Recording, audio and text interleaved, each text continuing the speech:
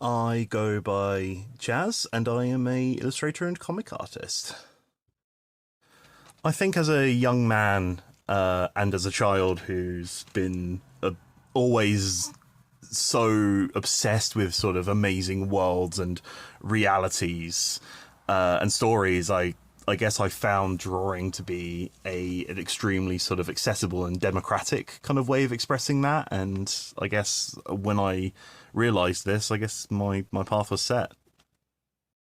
My current style sort of emerged from this marriage of handmade materials and mark making that I've loved since my creative infancy with digital processes I learned kind of later on in my life in sort of like my university and studio days.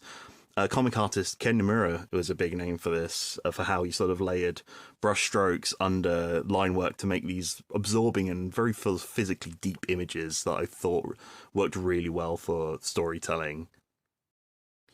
I learnt about reportage illustration, sort of journalistic drawing in university, which sort of prompted the idea. I went to a pub for an open mic night and brought a sketchbook along.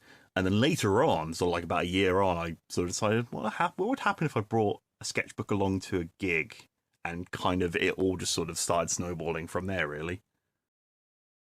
I'd say the process for Fat Tongue was definitely a lot more spontaneous, I think, just by sort of nature and by design, really. Usually, when I kind of engage with clients, the process is a lot more deterministic and kind of a bit more rigid.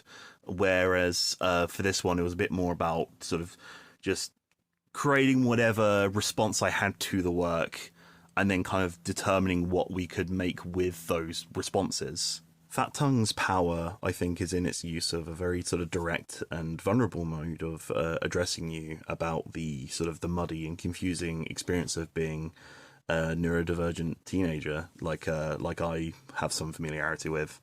I found it for that reason. I found it a very moving and real, and I think for anyone else, one of incredibly important empathy.